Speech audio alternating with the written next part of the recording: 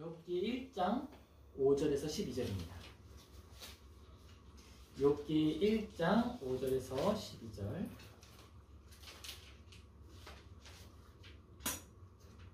자, 우리 같이 한 목소리로 읽겠습니다. 그들이 차례대로 잔치를 끝내면 욥이 그들을 불러다가 성결하게 하되 아침에 일어나서 그들의 명수대로 번제를 드렸으니 이는 욥이 말하기를 혹시 내 아들들이 죄를 범하여 마음으로 하나님을 욕되게 하였을까 합니다. 욥의 행위가 항상 이러하였더라. 아들들이 와서 여호와 앞에 섰고 사탄도 그들 가운데 온지라. 여호와께서 사탄에게 이르시되 내가 어디에서 왔느냐. 사탄이 여호와께 대답하여 이르되 땅을 두루 돌아다니며 여기 다녀왔나이다. 여호와께서 사탄에게 이르시되 내가 내 종 욥을 죽게 하여 보았느냐. 그와 같이 온전하고 정직하여 하나님을 경외하며 악에서 떠난다면 세상에 없느니라. 사탄이 여호와께 대답하여 이르되 욥이 어찌 까닭없이 하나님을 경외하리이까. 주께서 그와 그의 집과 그의 모든 소유물을 울타리로 두르신 때문이 아니니이까. 주께서 그의 손으로 하는 바를 복되게 하사 그의 소유물이 땅에 넘치게 하였음이니이다. 이제 주의 손을 펴서 그의 모든 소유물을 치소서. 그리하시면 틀림없이 주를 향하여 욕하지 않겠나이까. 여호와께서 사탄에게 이르시되 내가 그의 소유물을 다 내 손에 맡기노라. 다만 그의 몸에는 내 손을 대지 말지니라. 사탄이 곧 여호와 앞에서 물러가니라. 아멘. 우리 오늘 그의 몸에는 내 손을 대지 말지니라 라는 제목으로 같이 하나님의 말씀 살펴보겠습니다. 자, 우리가 욥기를 살펴볼 때 여러 가지 생각을 할 수가 있어요. 그런데 여기에서 가장 중요한 것이 무엇인지 우리가 발견하는 그런 예배 시간 되기를 소원합니다. 자, 믿음은요, 생명력을 가지고 성장합니다. 믿으십니까? 아멘. 믿음은요, 생명력을 가지고 있어요. 이 생명력을 가지고 있는 이 생물들의 특징은 제가 강조하는데 성장함에 있습니다. 이 성장이라는 건 무엇이냐? 악으로 심긴 자는 악에 대하여서 성장하여 창궐한 악을 맺게 되는 것이고요. 의에 대하여 성장하는 자들은 그의 안에 있는 불의함을 버리고 회개함을 통해 점점 더 의로 거룩하여지는 것을 성장이라고 이야기하는 거예요. 성장에는 두 가지 방향성이 있다는 거죠. 악한 자들은 악을 점점 더 왕성하게 열매맺는 것이고, 선을 따라가는 자, 은혜 안에 심긴 자들은 은혜 안에서 은혜로 열매를 맺어간다라는 것입니다. 자, 우리의 믿음은요, 무엇을 원동력으로 어떻게 성장할까요? 우리의 믿음은요, 하나님의 거룩한 은혜를 따라 성장합니다. 아멘? 아멘. 우리의 믿음은요, 하나님의 은혜를 따라 성장하는 거예요. 이게 굉장히 중요합니다. 왜 중요할까요? 우리가 무엇을 따라 성장하느냐에 따라 그 열매가 무엇인지 결정되기 때문이에요. 이미 그 열매가 결정이 되어 있습니다. 언제 결정되어 있죠? 심길 때 결정이 되어 있는 거예요. 콩을 심은 자리에서 팥이 날 수가 없습니다. 팥을 심은 자리에서 콩이 날 수가 없는 거예요. 하나님께서 거룩한 은혜를 심었다면 그 거룩한 은혜로부터 은혜가 자라나는 거예요. 겸손이 자라나고요, 온유함이 자라나고요, 절제함이 자라나고 아름다운 성품이 자라나고 삶의 향기가 나타나게 됩니다. 왜냐? 그 안에 진리가 심겼기 때문입니다. 성경은 올바른 믿음의 많은 모범을 우리에게 보여줍니다.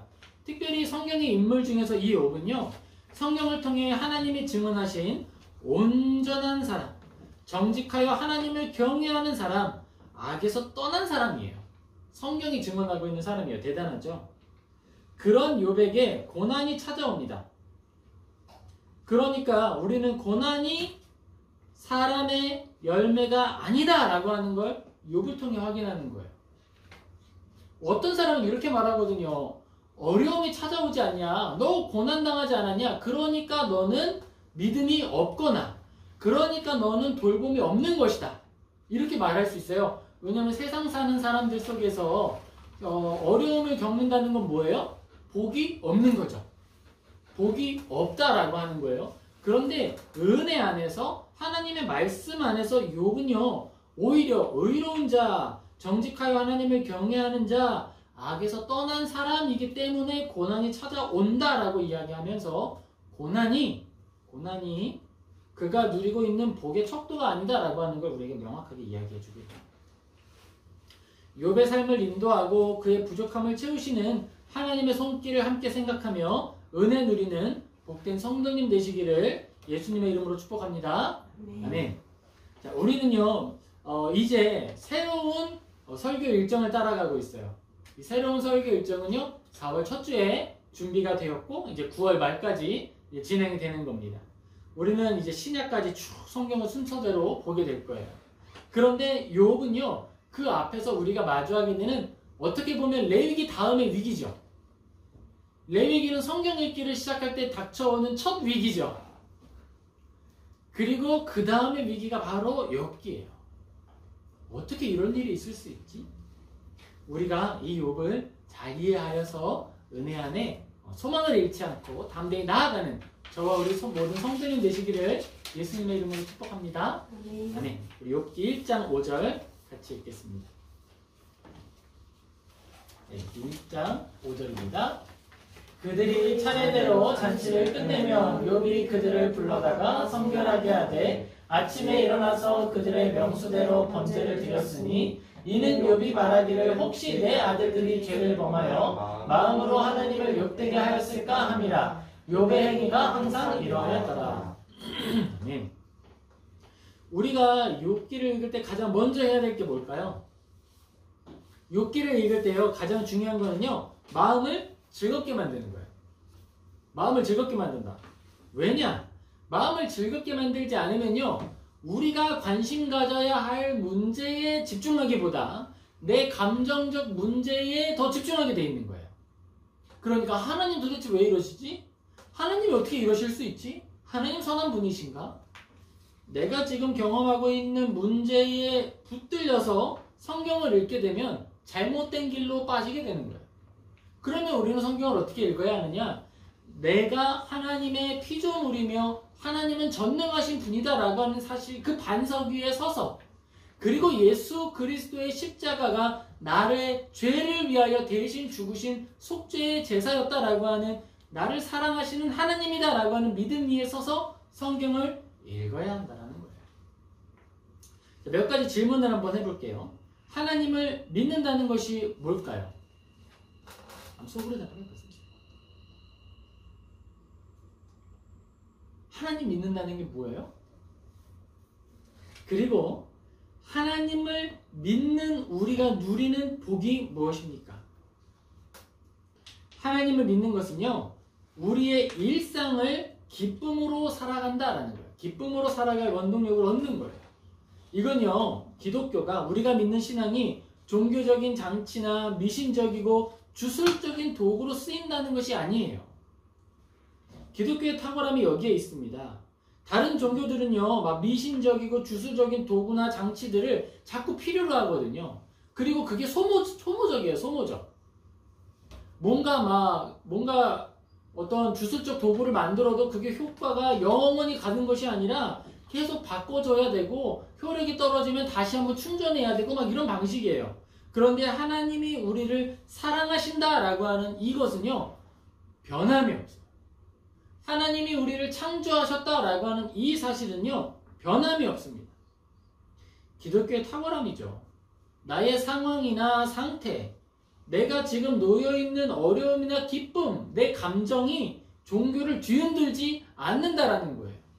뭔가 나보다 탁월한 어떤 존재에게 무엇을 계속 위탁해야 되고, 무엇인가 계속 그가 막 나의 능력으로 채워지지 않으면 내가 불충만하게 된다, 어려움을 겪는다, 이런 게 아니라는 거예요. 부적을 만드는 사람들이 있습니다. 그러면요, 부적의 효력은요, 부적이 까맣게 변하거나 불타버린다고 얘기가 다시 만들어야 된다는 거예요. 효력이 없어지죠.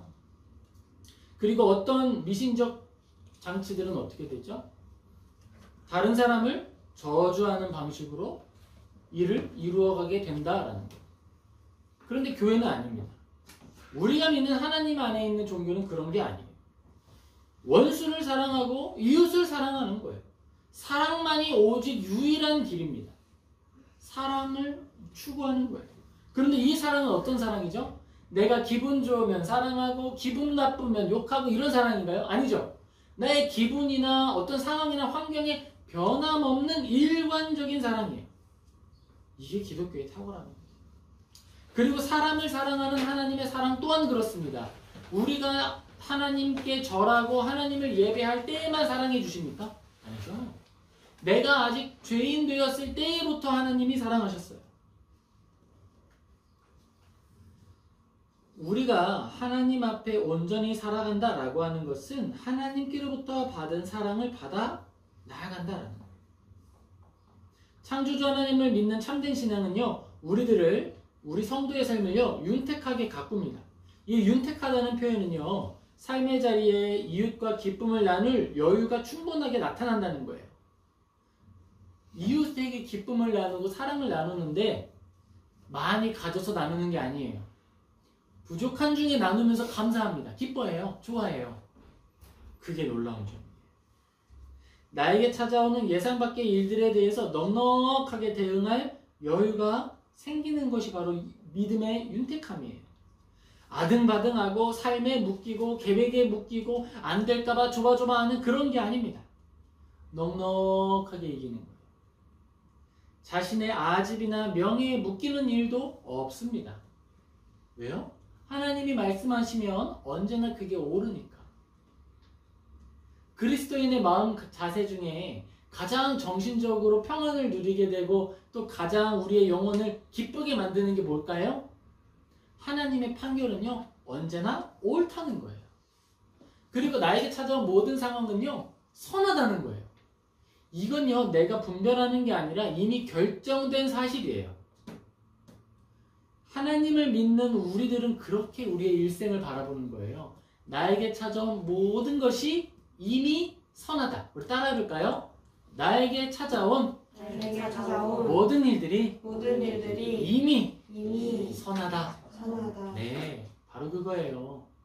그걸 믿기 때문에 우리는 환난 중에 기뻐하고 범사에 감사하고 쉬지 말고 기도할 수 있습니다. 그게 결정된 사실이기 때문에 그래요. 그게 우리의 기쁨이고 우리의 영광입니다. 창조주 하나님을 믿는 참된 신앙은요, 막연한 미래에 두려워하는 마음을 자유롭게 해요. 왜죠? 내 삶을 붙들고 인도하시는 분이 누구라고 믿기 때문이에요? 하나님이심을 믿기 때문이에요. 둘째로 작은 변수에도 틀어지는 많은 계획을 우리가 세우지요. 정말 예상하지 못할 어떤 변수 때문에 어디로 흘러갈지 몰라요. 근데 하나님을 믿는 믿음 안에서는 어떻게 되죠? 옛날에는 파도가 두려웠거든요. 인생의 파도들이. 그런데 이렇게 고백하는 분들 보죠? 야, 큰 파도가 몰려오면 어떤 말을 한다고요? 야, 저 파도 타야지. 이게 서퍼의 마음가짐이에요. 파도를 타는 사람들입니다, 우리들은. 파도를 두려워하는 사람들이 아니죠. 왜냐하면 그 파도가 누구로부터 왔기 때문에? 하나님으로부터 왔기 때문에 그 파도를 즐기는 거예요. 이 파도가 나를 어디까지 데려갈까? 알지 못하지만 기뻐하며 나아가는 거예요. 그것이 믿음의 여유입니다. 셋째로, 어린아이의 말 속에 담긴 지혜를 습득하고 일상 속에 스쳐가는 지혜의 조각들도 민첩하게 수집하는 부드러운 마음을 가지게 됩니다. 왜 그럴 수 있을까요? 그건요, 우리들이 하나님 앞에 어린아이라고 하는 사실을 늘 새롭게 고백하기 때문이에요. 목을 빳빳하게 하고, 아, 내가 이 정도 믿었는데 이 정도 내공은 있지요? 이렇게 말합니까? 참된 그리스도인은요, 절대로 그렇게 말할 수가 없습니다. 진실한 믿음을 가진 사람은요, 오래 믿을수록 더 어린아이 같은 거예요. 더 순수하고요, 더 귀 기울입니다. 하나님께서 나에게 어떤 말씀을 하실까? 우리 자녀들을 통하여서 어떤 이야기를 들려주실까? 스쳐가는 이웃들을 통해 무엇을 보게 하실까? 저 들에 핀 꽃과 나뭇잎을 통해 나에게 오늘 무엇을 알게 하실까? 기대하며 살아가게 하는 거예요. 그게 바로 하나님을 믿는 믿음의 탁월함이며 영광입니다.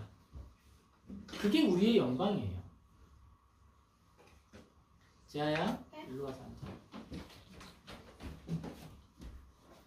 그리고 마지막으로 하나님을 믿는 우리들이 갖는 정말 큰 기쁨과 영광이 있습니다.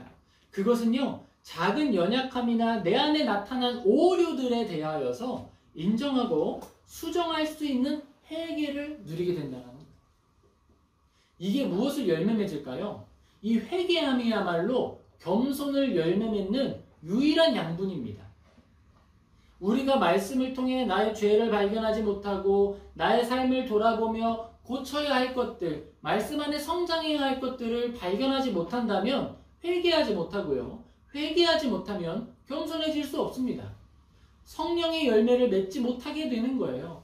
하나님의 성품을 맺는 비밀이 회개함에 있습니다.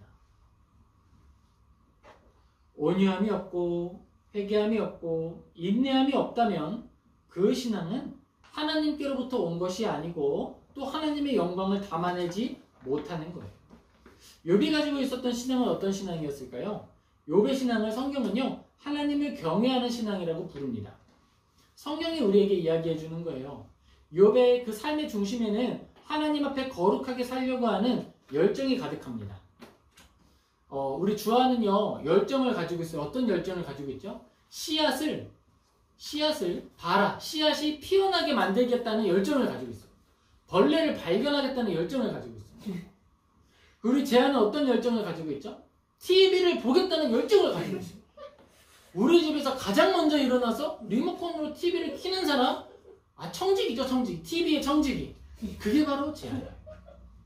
그 열정을 가지고 있는 거예요. 근데 그리스도인은 어떤 열정을 가져야 될까요? 그리스도인은 하나님 앞에 엎드리고자 하는 열정을 가져가는 거예요. 하나님 앞에 거룩하게 살고자 하는 열정을 가지는 거예요. 그게 바로 욥이 가졌던 열정입니다. 욥이 왜 매번 제사를 드리고 왜 매번 번제를 드렸을까요? 하나님 앞에 경건하게 살고 싶다라고 하는 마음의 소원이, 그 열심이 있었기 때문에 계속 기도의 자리로, 번제의 자리로 나아갔던 거예요. 우리는 욥보다 더 큰 은혜를 누리고 있습니다. 욥은 내가 온전하게 살았을까? 아니, 내가 혹시 우리가 알지 못하는 중에 마음으로라도 죄를 짓지 않았을까라는 것 때문에 하나님 앞에 번제를 드렸어요. 그런데 우리는 어떻죠? 우리들은 그런 정도가 아니죠. 우리들은 하나님께서 나를 붙드신다라고 하는 믿음 안에서 예수 그리스도께서 온전히 우리의 죄를 용서하셨다는 것을 믿음에 나아가는, 얼마나 더 큰 감사를 가지게 됐습니까?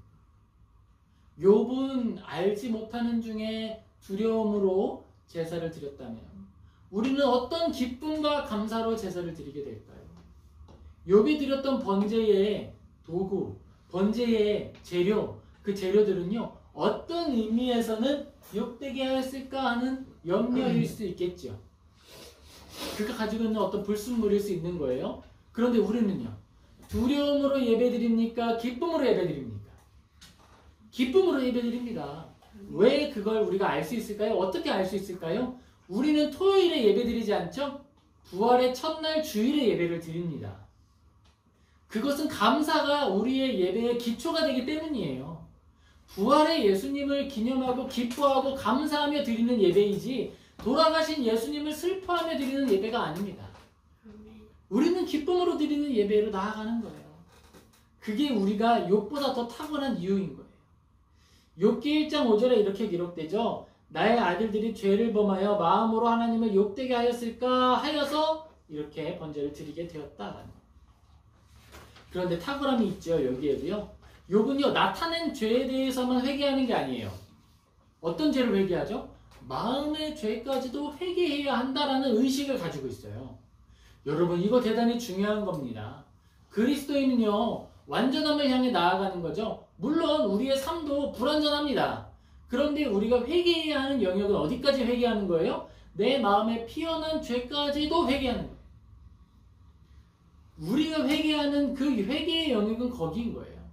날마다 회개하고 날마다 주님 앞에 엎드리고 그러므로 죄사함의 확신을 가지고 더욱 감사하는 것. 그게 그리스도인의 삶의 내용인 거예요. 기쁨으로 채워가고 감사로 채워가는 것입니다. 우리 사랑하는 성도님의 모든 삶이 기쁨과 감사로 채워지기를 예수님의 이름으로 축복합니다. 아멘. 아멘. 욥기 1장 6절에서 8절 같이 읽겠습니다. 욥기 1장 6절에서 8절입니다. 하루는 하나님의 아들들이 와서 여호와 앞에 섰고 사탄도 그들 가운데 온지라. 여호와께서 사탄에게 이르시되 내가 어디서 왔느냐. 사탄이 여호와께 대답하여 이르되 땅을 두루 돌아 여기저기 다녀왔나이다. 여호와께서 사탄에게 이르시되 내가 내 종 욥을 주의하여 보았느냐. 그와 같이 온전하고 정직하여 하나님을 경외하며 악에서 떠난 자는 세상에 없느니라. 성경에는 종종 하나님과 영적 존재에 대한 활동을 이 인간의 모습으로 비추어서 우리에게 전달하는 기록들이 있습니다. 창세기에는 어떤 게 있죠? 우리가 우리의 형상대로 사람을 만들자라고 하는 삼위일체 하나님의 논의, 그 회의가 거룩한 회의에 대한 내용이 짧게 기록이 되어 있어요. 그리고 많은 선지자들 속에, 선지자의 이야기들 속에 천사들과 천사들의 회의에 대한 이야기들도 기록이 됩니다. 그리고 욥의 이 이야기도 있는 거예요. 여기에서 우리가 분명히 확인할 수 있는 게 있습니다. 뭘까요? 모든 주권은요, 오직 누구에게만 있다? 오직 하나님께만 있다. 자, 하나님이 투표를 해가지고 나도 한 표요, 너도 한 표다 이렇게 하시는 게 아니라는 거죠. 하나님이 모든 주권을 다 가지고 있습니다. 사탄은요, 심지어 자기 마음대로 뭘 할 수 있는 권한이 아무것도 없어요. 그래서 뭐예요? 하나님께 권한을 얻고 나서야 뭔가를 하게 됩니다. 모든 주권이 누구에게 있다? 하나님께 있다. 오직 하나님만이 홀로 모든 영광과 존귀와 권위를 가지고 계시다라는 거예요. 우리 이렇게 질문할 수 있습니다. 하나님은 선하신데 어떻게 사탄이 하나님 앞에 설 수 있어? 그러면 하나님하고 사탄하고 뭐 거의 그냥 같이 있는 거 아니야? 근데 여러분, 그게 아니죠. 정의로운 존재와 불의한 자가 함께 있는 자리가 있습니다. 어디죠? 심판장이죠. 하나님께서 판결하시고 심판하는 그 자리에는 심판자, 그 주권자와 그리고 심판받을 대상이 함께 머무는 거예요. 하나님은 사탄과 대등한 관계에서 교류하시는 게 절대 아닙니다. 판결을 위하여서 판사가 그의 악인과 그의 변호인에 대하여 발언권을 허용하듯이 하나님은 악의 발언을 허용하시고 그의 행위들을 일시적이고 극히 제한적으로 허용하시는 거예요. 변론해라 라고 하는 권한을 잠시 주시는 것 뿐이라는 거예요. 이러한 허용은요, 하나님이 죄를 창출하시는 것이 아닙니다. 변론인들이 악한 거짓말로 위증을 한다 그래서 그것이 하나님이 죄를 만들어낸 게 아니죠. 그건 어떤 의미가 있는 거죠? 그건 그들이 가지고 있는 불법함이 드러나는 통로가 된 거예요. 뭐가요? 이 재판정이. 하나님은 죄를 만드시는 분이 아닙니다. 그 사실이 아주 중요한 거예요. 허용된 악은요, 그 자체로 비참한 결과를 초래하는 거예요. 그러므로 먼저 심판받습니다. 사탄은 이미 심판을 받은 거예요. 하나님이 초대한 잔치의 자리가 아니지 않습니까? 여긴 잔치상이 없어요. 잔치의 자리가 아니에요. 사탄은 그 자리에 와서 변론하는 겁니다. 욥은 그가 가진 어떤 이유 때문에 하나님을 예배하고 기뻐하는 거지 하나님 자체를 기뻐하는 게 아닙니다 라고 거짓을 이야기합니다. 그리고 하나님은요, 사탄에게 어떤 이야기를 하고 계시죠? 욥을 칭찬하십니다. 사탄은 원수지요. 욥에게 원수예요. 욥이 사탄한테 무슨 잘못을 했어요? 잘못 안 했죠. 그런데 지금 사탄은 누구를 저주하고 누구를 고발하고 있어요? 욥을 고발하고 있어요. 욥의 원수가 바로 사탄이죠. 이미 원수인데 하나님이 지금 누굴 칭찬하고 있어요? 누구 앞에서? 사탄 앞에서 욥을 칭찬하시는 거예요. 이거 시편에서 많이 보던 장면 아닙니까? 원수의 목전에서 상을 베푸십니다. 하나님은 나의 방패시요 나의 영광이십니다. 원수의 목전에서 나에게 영광을 베푸시는 하나님이십니다. 하나님은 지금 원수 사탄의 앞에서 욥의 명예를 높이신 거예요. 재판정이죠. 그 재판정에서 하나님은 욥은 칭찬하시고 사탄에 대하여서는 최후 변론을 이야기하는 거예요. 저는요 처음에 이 장면을 보면서 이렇게 생각했어요. 아, 우리 하나님 눈치 없이 사탄 앞에서 욥을 높이시는 바람에 사탄이 질투가 나가지고 욥을 이렇게 괴롭히게 됐나 보다, 그렇게 생각을 했어요. 근데 아니죠. 그게 아니었던 거예요. 사람의 일들과 우리 주변에서 나타나는 상황을 통해 이 장면을 해석한다 그러면 그렇게 보일 수 있겠죠. 그런데 하나님이 어떤 분이신가, 또 하나님은 어떤 권세를 가지고 계신 분이신가라고 하는 믿음의 반석 위에서 이 장면을 다시 돌아보면 이것은 재판정이고, 재판정에서 하나님은 의로운 욥을 칭찬하신 것이고, 그 하나님의 칭찬에 대하여서 사탄은 최후 변론으로서 그는 하나님께 받은 복이 있기 때문에 당신을 섬기는 것입니다 라고 거짓 변론하고 있는 거예요. 이 장면을 우리는 다른 모습으로 읽게 되는 것이죠. 하나님은요, 무엇을 지금 관심사에 두고 계십니까? 욥이 의로운 자라고 하는 걸 드러내는 데 하나님의 관심이 있는 거예요. 사탄은 심판을 받는 존재다라고 하는 것에 하나님의 관심이 있는 거예요. 그런데 하나님은 수사기관이 아닙니다. 하나님은 수사하지 않으세요. 나타난 일에 대하여서 그 행위를 따라 심판하시는 거예요. 이게 요한계시록에도 그대로 기록이 되어 있습니다. 억울하게 눈물을 흘리는 자를 향하여서 하나님 말씀하시죠. 너의 눈에 눈물을 내가 닦아주겠다. 불의한 자에게는 이사야서를 통해 뭐라고 말씀하시죠? 불의한 자는 불의한 채로 그대로 있어라. 누가 저들에게 갈고 저들이 듣기는 들으나 돌이키지 않을 것이고 알기는 알아도 보지 못할 것이다. 들어도 듣지 못하고 보아도 보지 못하게 할 자 누구냐? 그랬더니 이사야가 말하죠. 제가 가겠습니다. 하나님께서는 지금 욥을 통해 사탄을 징계하시고 심판하시는 거예요. 그리고 이 세상에 대하여서 우리는 조금 다른 관점을 생각해 보게 됩니다. 세상은 뭐라고 말합니까? 세상은요, 자기를 드러내는 시대라고 이야기합니다. 자기 PR이다. 이거 너무 오래된 말인가요? 피할 건 피하고 알릴 건 알려야 된다는 거죠. 엄청 오래된 말이었어요. 그런데 지금 이 상황 속에서 우리가 분명히 알게 되는 게 있어요. 욥이 자기를 드러내기 위하여서, 욥이 사탄 앞에 내가 억울하다고 말하기 위하여서 입을 놀리고 삶을 사용했습니까? 아니죠. 그냥 어제와 같은 오늘을 살았고요. 그저 살아냈습니다.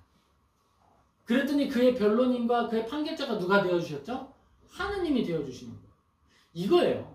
믿음의 삶을 살아가는 사람들은요, 이 파도가 쳐올 때 이 파도에 대해서 어떻게 이길까를 궁리하는 게 아니에요. 그 파도에 몸을 내어 맡기는 거예요. 야, 하나님 너무 재밌어요. 이러면서 파도 그냥 하는 거예요. 물도 좀 먹을 수 있겠죠. 파도가 너무 이렇게 얼굴을 팍 보면은 코로 물에 들어가고 그렇게 되겠죠. 그런데 그렇다고 해서 우리가 바다에서 노는 물놀이를 싫어합니까? 아니죠. 하나님 아버지가 나의 손을 꼭 붙들고 바다에서 조개도 잡고 바다에서 같이 지내자고 하시는데 그걸 어찌 즐기지 않을 수 있겠어요. 그게 바다에 나아가서 노는, 바닷물 좀 먹을 수 있고 바다까지 가는 일에 조금 고단할 수 있겠지만 그게 아버지와 함께하는 즐거운 추억이잖아요. 그게 우리 인생이라는 거예요. 진정한 자기증명은요, 오늘 나의 시간 안에 나타난 삶의 결단 그 자체입니다. 이 포장지가 내가 아니에요. 이 포장지는요, 먹기 전에 떼어버려야죠. 포장지는 거창하게 싸놨는데 포장지 안에 들어있는 과일, 포도를 담아놨던 포장지 안에 포도 안에 벌레가 잔뜩 들어있다 그러면 그거는 좋은 포도일까요? 아니죠. 포장지는 떼는 거예요. 포장지를 제거하고 남아있는 나의 현재 모습이 나의 전부입니다. 그게 나예요. 포장지가 내가 아니에요. 오늘의 내가 나예요. 포장지가 좋으면 그 안에 내용물인 우리들도 좋아질 것으로 생각하는 사람들이 있습니다. 하지만 전혀 아닙니다. 오히려 우리의 본질이 포장지와 그 포장지 밖에 있는 라벨의 가치를 높이는 거예요. 블랙 라벨이라고 하는 건 아주 탁월한 것들에 붙이는 라벨이잖아요. 그렇죠? 그런데 블랙 라벨이라고 해서 멋진 것들이 이렇게 붙어놨는데 그것들이 모두 벌레 먹어 있어. 그러면 앞으로 블랙 라벨이 붙어있는 모든 것들은 어떤 의미가 되는 거예요? 아, 이거 벌레 먹었다는 뜻이구나. 의미가 바뀌어버리게 되는 거예요. 사람의 가치를 높이는 것이 무엇입니까? 사람의 가치를 높이는 것은요, 바로 하나님 앞에 신실한 거예요. 하나님 앞에 신실한 것이고, 하나님 앞에 사랑으로 살아내는 삶의 실력이에요. 하나님 앞에 변하지 않는 나의 가치를 보이는 우리 모든 성도님 되시길 예수님의 이름으로 축복합니다. 아멘. 아멘. 우리가 하나님 앞에 변하지 않는 신실함을 보이는 건 어떤 것일까요? 예를 들면 이런 거죠. 학교에 가야 되는데요. 학교에서 헝돈에 간다 그러고 맛있는 거 먹으러 간다 그러면 막 아침에 7시에 가. 그런데 학교에서 뭐 시험 본다 그러고 학교에서 막 봉사활동 한다 그러면 9시까지 가야 되는데 9시 반 10시에 겨우 가. 그러면 신실한 거예요? 안 신실한 거예요? 안 신실한 거죠. 하나님 앞에 신실하다는 것은요, 내 마음을 하나님 앞에 변질되지 않는 것으로 지키겠다라는 거예요. 그런데 여러분, 이 마음, 이 신실함에 대하여서 완전성을 오해하지 않기를 예수님의 이름으로 축복합니다. 아멘. 그러니까 죄를 짓지 않는다라고 하는 게 신실한 게 아니라는 거예요. 이게 다윗을 우리가 예시를 보면 아주 좋은 모델이 됩니다. 다윗은 하나님 앞에 신실했습니까? 안 신실했습니까? 신실했어요. 다윗이 하나님 앞에 신실했다는 건 무엇이 신실했느냐? 언제나 하나님을 나의 최우선순위로 두는 데 신실했다는 거예요. 하나님을 가장 높은 가치로 추구하는 데 신실했다라는 거예요. 그게 다윗의 신실함이었습니다. 그런데 다윗이 죄를 짓지 않았습니까? 다윗 죄 지었죠? 그런데 그는 신실했을까요? 신실했어요. 맞아요. 바로 그거예요. 우리는 모든 것에 완전하고 죄가 없는 것이 신실한 것이 아니라는 걸 알고 하나님 앞에 나의 가장 소중한 것, 나의 가장 소중한 고백, 나의 가장 나다운 것을 하나님께 내어드리는 일에 신실해야 된다는 거예요. 입술의 진실함에 신실한 것과 나의 가장 우선순위를 주님께 드리는 것에 신실한 것, 바로 이런 것들을 이야기하는 거예요. 이러한 태도와 자세가 바로 욥의 마음이었습니다. 욥은 욥기를 읽어보면 욥이 말실수 하나님 앞에 해요. 하나님은 진실한 자를 벌하는 분이다 막 이렇게 말해요. 그럼에도 불구하고 욥은 신실합니다. 왜죠? 하나님을 향한 사랑과 그는 정의로운 분이다 라고 하는 사실을 포기하지 않거든요. 심지어 내가 억울한 상황임에도 불구하고 하나님은 공의로운 분이다 라고 이야기하는 거예요. 하나님을 향한 믿음을 놓치지 않는 신실함을 지키는 거예요. 그것이 바로 욥이 가지고 있었던 명예이고 하나님이 욥을 높이셨던 원동력이 되는 거예요. 우리 욥기 1장 9절에서 11절 같이 읽겠습니다. 욥기 1장 9절에서 11절입니다.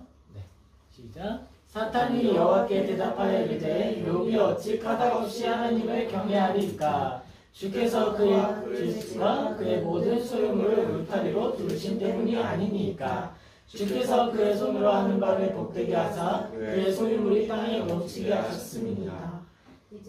다음. 이제 주의 손을 펴서 그의 모든 소유물을 씻어서 그리하시면 틀림없이 주를 향하여 욕하지 아니하리까. 아멘. 욥은요, 하나님을 경외하기를 멈추지 않았습니다. 욥이 그의 신실함으로 하나님을 붙들 때 사탄은 어떤 행동을 하고 있습니까? 사탄은요, 욥을 흔드는 도구로 쓰임받는 거예요. 자, 여기에 두 가지 의미가 있습니다.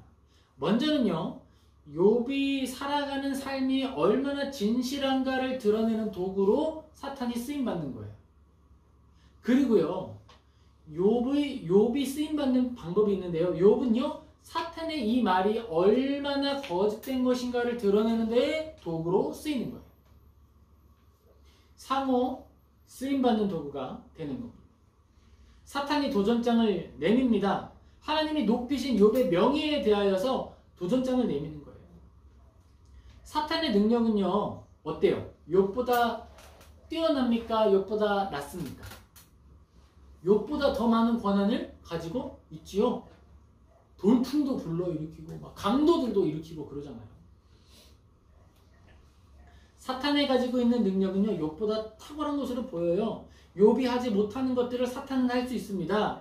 그러나 그가 많은 능력을 가지고 있다고 해서 불의한 것을 의로운 것으로 바꿀 수 있습니까? 없어요. 그 능력이 없어요.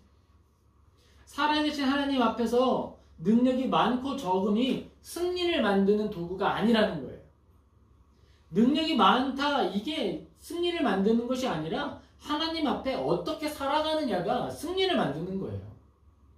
진실하게 살아가는 것이죠. 사탄이 아무리 많은 꾀를 부리고 아무리 많은 수작을 부리더라도요, 그는요 욥을 이길 수가 없어요. 사탄은 욥을 향해서 거짓말로 공격합니다. 이 모든 거짓말은요 연속적으로 이렇게 연쇄적으로 체인처럼 묶여 있는 거예요. 자, 먼저는 이렇게 이야기를 합니다. 욥이 하나님을 경외하는 것에는 다 이유가 있다. 그러므로 여기는 뭐가 담겨 있는 거죠? 그러므로 그 이유들이 사라진다면 욥은 신앙을 버릴 것이다. 이렇게 지금 하나의 고리를 만든 거예요. 전제를 만든 거예요. 욥이 하나님을 경외하는 것은 욥이 가진 복입니다. 그리고 두 번째, 욥에게 주어진 많은 재산이 그가 예배하는 원동력이다. 그 모든 것이 가지고 있지 않다면 예배하지 않을 것이다. 그리고 세 번째 체인, 욥이 누리고 있는 복된 상태가 바로 예배의 원동력이다. 그가 가지고 있는 어떤 심리적 기쁨이 예배의 원동력이다라는 거죠. 마지막입니다. 욥을 보호하시는 하나님의 손이 사라진다면 그는 예배하지 않을 것이다. 자, 이러한 거짓말을 하면서 사탄이 얻는 유일한 기쁨이 뭐예요? 사탄은 자기가 심판받는 존재라는 거 알고 있어요. 내가 이미 망한 존재라고 하는 걸 알고 있는 게 사탄이에요. 그 정도 지혜는 있거든요. 그런데 사탄이 왜 이런 말을 할까요? 욥에게 아주 일시적으로라도 그가 고통스러워하는 시간을 주고 싶은 거예요. 그런데 하나님은 그 시간을 통해 욥의 신앙의 완성, 활용 점정이라고 합니다. 엄청난 화가가 용을 그렸어. 그 용의 마지막 눈은 안 그렸어. 용의 눈은 언제 그리려고? 마지막 탁 완성하려. 그걸 활용 점정이라고 하는데, 하나님이 욥에게 있던 그 신앙의 완결점을 사탄을 통해서 찍으시는 거예요. 고난을 지난 완벽한 신앙을 다 만드시는 통로로 쓰임받게 되는 거죠. 사랑하는 성도 여러분, 사탄의 거짓말을 들을 때 어떤 생각이 드십니까? 사탄은 하나님 앞에 서서 말하고 있고 욥은 멀리 떨어져 있어요. 지금 발언권이 있어요, 없어요? 욥은 발언권을 가지고 있지 않아요. 야, 누가 봐도 지금 욥 억울하죠? 누가 봐도 억울해요. 누가 봐도 억울한데 그럼에도 불구하고 이 일은요 하나님의 뜻 안에서 이루어지고 있는 거예요. 무능한 것처럼 보입니까? 하지만 무능하지 않은 거예요. 하나님이 살아계시지 않고, 만약에 하나님이 전능하시지 않고 하나님이 공의로운 분이 아니라 그러면 욥은 억울한 거예요. 욥은 무능한 거예요. 그런데 하나님이 살아계시고 하나님이 전능하시고 하나님이 공의로운 분이라면 욥은 아무 문제가 없어요. 만약에 하나님이 능력이 없으시다 그러면 욥은 적극적으로 자신을 변론해야 되고 하나님 앞에서 어필해야 되고, 하나님이 살아계시지 않거나 무능하다면 자기 힘으로 뭔가를 해야 되겠죠. 그런데 그게 아닙니다. 하나님은요 욥을 어떤 도구로 쓰고 계시느냐, 바로 시금석으로 쓰시는 거예요. 시금석이 뭘까요? 시금치 친구 시금석인가요? 아, 우리 시아랑 아빠랑 지금 똑같이 말했죠? 시금, 그러니까 시금치래요. 시금석이 뭐예요? 시금석은요 이 쇠가 어떤 쇠인지를 시험하는 문지르는 도구예요. 자, 금색입니다. 금색깔. 노란색으로 되어 있는 금을 발견했어요, 시아가. 그래서 금이라고 쟤한테 1000만 원에 팔라 그래. 그래서 그걸 시금석에 쫙 문질러 봤더니 회색깔이 나와. 그러면 뭐예요? 이건 금이 아니야. 금은요 시금석에 쫙 문질렀을 때 금색깔이 나와야 돼요. 노란색이 나와요. 근데 시아는 금이라고 주워왔는데 자꾸 뒀는데 회색이 나왔어. 그럼 그건 철의 다른 한 종류인 거예요. 노란 철. 그거를 제아가 1000만 원 주고 살까요? 안 사죠. 근데 시아는 말을 잘해서 팔 수도 있어요. 지금 욥이 그런 도구로 쓰임을 받고 있는 거예요. 사탄이 말은 번지르르하게 하고 있는데 그 말이 진실인지 아닌지를 드러내는 도구로서 누가 쓰임받는다? 욥이 쓰임받는 거예요. 그러면 욥이 높은 거예요? 사탄이 높은 거예요?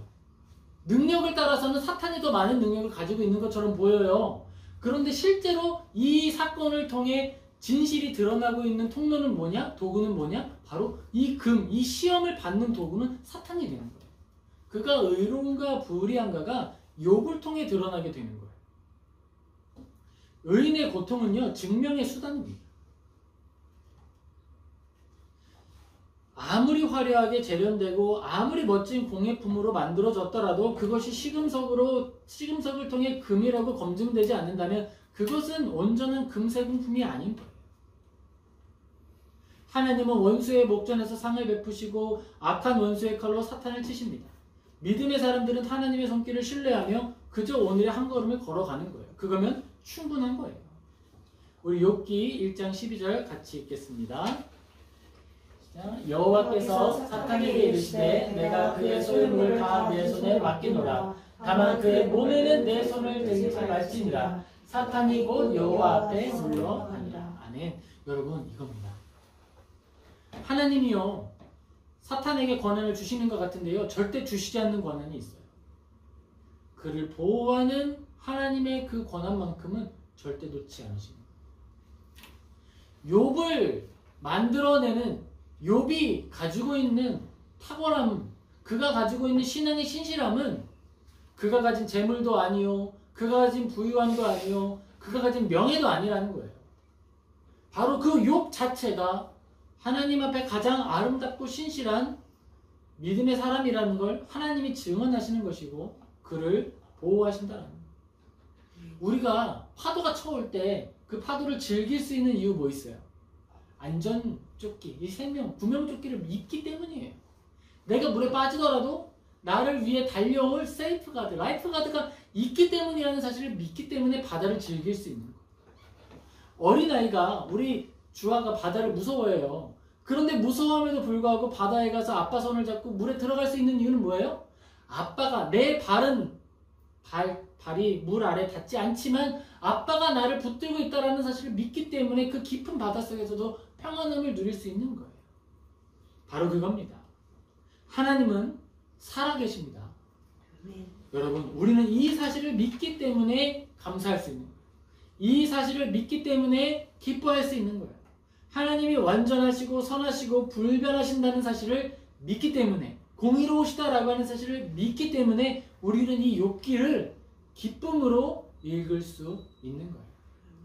이 욥기를 주석하는 어떤 주석자가 이렇게 이야기한다 하더라고요.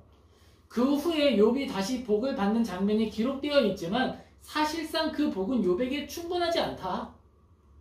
그럼요, 충분하지 않습니다. 다시 한번 자녀들을 얻게 되고 2배의 많은 것들을 얻는다 하더라도 그가 경험했던 시련의 시간이 없어지는 것들이 아니잖아요. 예전에 사랑했던 자녀들이 살아난 것이 아니잖아요. 당연히 갚을 수 없죠. 그런데 이 땅에 살아가는 인생이 유일하고 끝이라 그러면 갚을 수 없지만 하나님이 영원한 이유가 되시고 영원한 생명이 되시고 그의 안에서 우리 모두가 부활하여 영생을 누린다라고 하는 것을 전제한다면 그것이야말로 하나님이 욥에게 주시는 또 하나의 위로이고 하나님께서 그를 사랑하신다고 하는 도구가 되는 거예요. 우리는 이 모든 믿음 안에서 욥기를 읽어가는 것입니다. 우리는 욥기를 읽을 때 다른 것들이 아니라, 다른 것들에 현혹되는 것이 아니라 하나님이 어떤 분이신가, 하나님이 욥을 어떻게 지키시는가, 그를 어떻게 인도하시는가를 바라보고 그 안에서 똑같이 우리에게도 적용하실 하나님의 그 살아계신 손길을 의지하며 고난을 이기고 사랑으로 이웃을 더 품어내는 저와 모든 성도님 되시기를 예수님의 이름으로 축복합니다. 아멘. 기도하겠습니다.